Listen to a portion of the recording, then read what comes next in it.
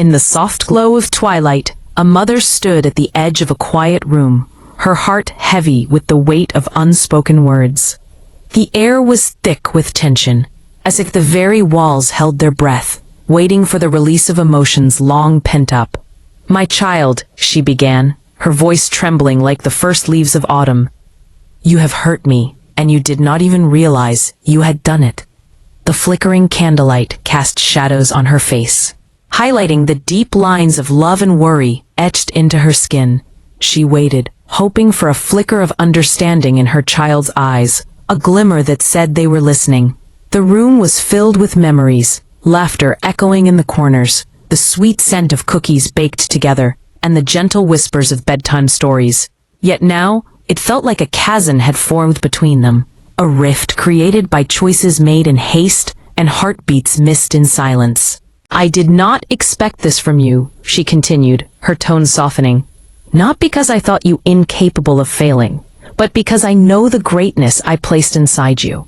As she spoke, her mind wandered to moments of pride, when her child had taken their first steps, the day they rode their bike without training wheels, and the numerous times they had turned to her for guidance. But now, it seemed they were choosing their own path, one that diverged from the gentle guidance she had laid before them. "I'll see what you are about to choose in your future," she whispered, the words like a feather falling softly to the ground. With each breath, she longed for her child to hear the stillness of her heart, to recognize the depths of her love that remained steadfast, even when distance grew. But there were those moments when her child turned away, filled with noise and distraction, chasing echoes of their own heart, rather than the quiet whisper of her voice. She could sense it, that drifting away, not born from hatred, but from a simple forgetfulness of the love that surrounded them. As she watched her child navigate the world, she felt a mix of grief and hope. "I see you when you turn away in the quiet, when no one else notices. I know the stories you tell yourself to make your choices feel lighter, and I wish you could hear my heart breaking for you." The shadows deepened, and she took a step closer, her heart aching with the truth she needed to convey. "You are strong, yes, but strength was never meant to be proven by distance from me. I am here, not to condemn, but to guide, not to abandon, but to protect.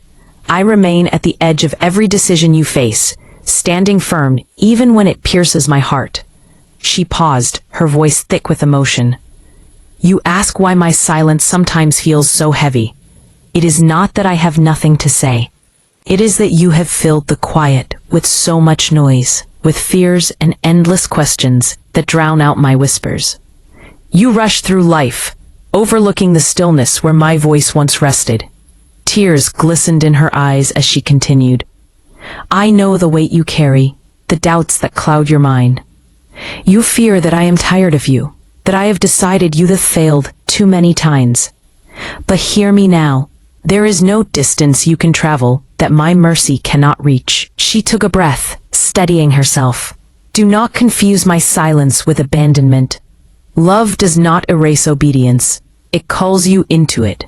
When I ask you to turn back, it is never to shame you, but to protect you, to steer you away from the cliffs hidden at the end of paths that seem sparkly and inviting." The room felt smaller, the air more charged. "I have not called you to perfection. I have called you to honesty. Come to me as you are, not as you think you should be. But do not insist on staying the same. Let me reshape what has been twisted by fear and misunderstanding. You wonder why lessons circle back, thinking I am punishing you. But I refuse to build your future on a cracked foundation." In that moment, she saw her child reflect in the candlelight, a mix of confusion and longing. What you call delay is oftentimes preparation. What you call stagnation is me reinforcing the ground beneath you, so you will not crumble when more is placed in your hands. I see the joy waiting for you, yet you cling to comfort, fearing the unknown. She stepped closer, her heart open and vulnerable. "Bring me your struggles, your questions, your fears. There is nothing that exhausts me. Your questions do not intimidate me. But when I answer, do not close your ears if the truth calls you to change. There will be days ahead that require a deeper trust than you currently walk in. Her voice softened, wrapping around them like a warm embrace. You do believe in me, but I ask for your surrender. You were not meant to sit on the throne of your own life. When I ask you to let go, it is not to strip you of joy, but to place in your hands what you could never attain alone. With tears falling freely now, she continued, do not measure my love by the ease of your circumstances. My most careful work is done in the valleys where true change begins. I am not furious with you as you imagine. My correction is soaked in hope. I speak to the future I planted in you. Even when your present feels tangled, stop running from the quiet places where I wait for you. Stop filling every empty moment and listen to the truth that could set you free. The room grew still, and the shadows shifted as if the air itself was holding its breath. I do not come to condemn you. I come to call you home, to peace, to alignment, to the version of you that is whole, not fragmented by fear or pretense. You do not need to prove your worth to me, for it was settled the moment I spoke you into existence. She reached out, hoping to bridge the gap that had formed. Let me love you completely, not just in your moments of desperation, but daily, freely, willingly. The world will offer many promises, but cannot keep your soul. So root yourself in me, and you will stand tall when everything around you shakes. You are tired of failing, tired of the cycle of apologies, but do not let shame push you away. Shame is not my voice. Conviction pulls you closer. As the last light of day faded, she hoped her child would hear her heart, an echo of love that transcended distance, a guiding light in the darkest valley. The shadows whispered around them, but she knew that together they could step into the dawn once more. In the quiet recesses of a small sunlit room, a young woman named Elara sat cross-legged on a worn-out rug, her heart heavy with the weight of her choices. The afternoon light filtered through the window, casting golden rays that danced across her face. Yet the warmth did little to thaw the chill of shame that gripped her. Outside, the world bustled with life, but inside she felt isolated, encased in a cocoon of her own making. Elara was no stranger to the feeling of falling. She had stumbled more times than she could count. Each time she would rise, but her back was often turned, a shield from the pain of looking back at the choices that had led her there. What if I faced the truth of my actions, she pondered, as the question echoed in her mind like a distant bell. Her mentor, a wise figure she affectionately referred to as the Watcher, had always urged her to confront her shadows. When you fall, get up, facing me, not with your back turned, he had said. His voice a gentle reminder that repentance was not merely a well-crafted speech, but a profound shift in direction. He was patient, yet unwavering in his faith that she could rise from her struggles. He believed in her story, one still being penned with a steady hand. But now, as Elara wrestled with the noise of her emotions, anger, regret, fear, she found it hard to hear the Watcher's quiet instructions. I have never failed you, even in the seasons you did not understand, his words whispered through her mind, a soothing balm for her troubled heart. Yet, doubt clouded her vision, making her feel small and insignificant in the grand tapestry of existence. In the depths of her despair, she recalled conversations with the Watcher, who had reminded her, "You often wonder how could your actions affect the cosmos, but you must remember, I made you in my image. The love you feel, the ache, the longing, these are reflections of what exists fully in me. I am not distant or cold, I am alive and I feel pain, especially when you drift away." Elara's thoughts spiraled as she recalled how easily gratitude faded when prayers were answered.